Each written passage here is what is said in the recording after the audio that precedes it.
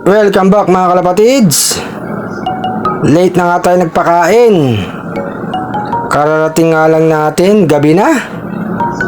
Yung mga alaga natin, mga gutom na mga kalapatids. Ang gamit nga lang nating ilaw, cellphone lang. Kain na, magugutom kayo. Ayun mga kalapatids, ilapit natin para mas maliwanag. Madilim na kasi mga kalapatids, kaya nag-aalangan na sila.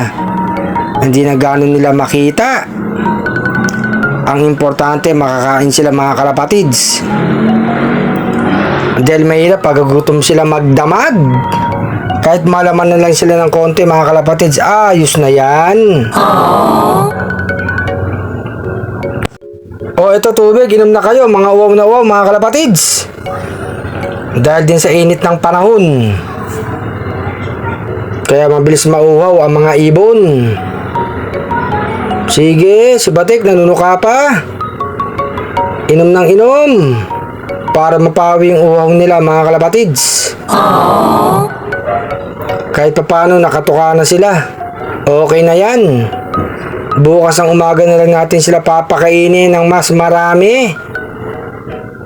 Si Batik wow na wow, umisa pa. Sige Batik, inom ng inom. Isa pa ba yan si Batik? Umisa pa talaga si Batik.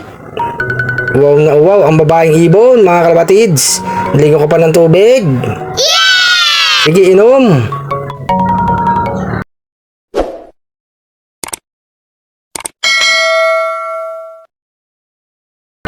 Eto mga kalapatids, yung isang batang ibon kumakain pa.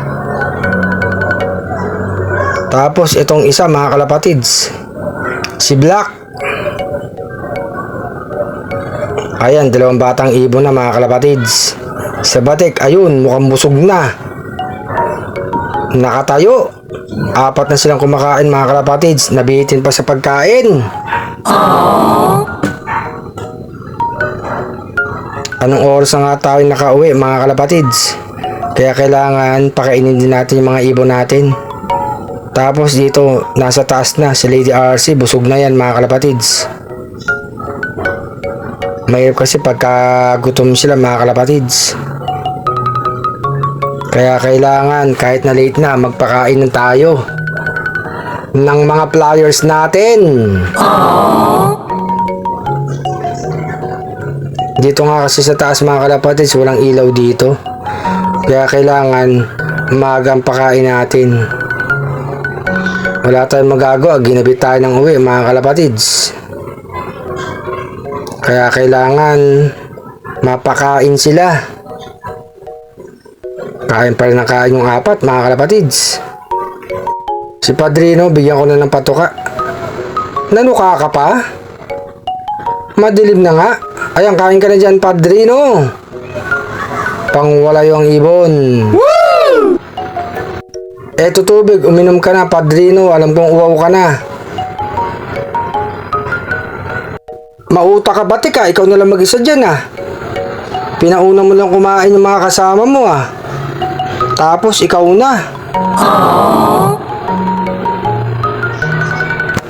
Eto na nga si Batik, pati yung ibang mga ibon natin. Magandang gabi.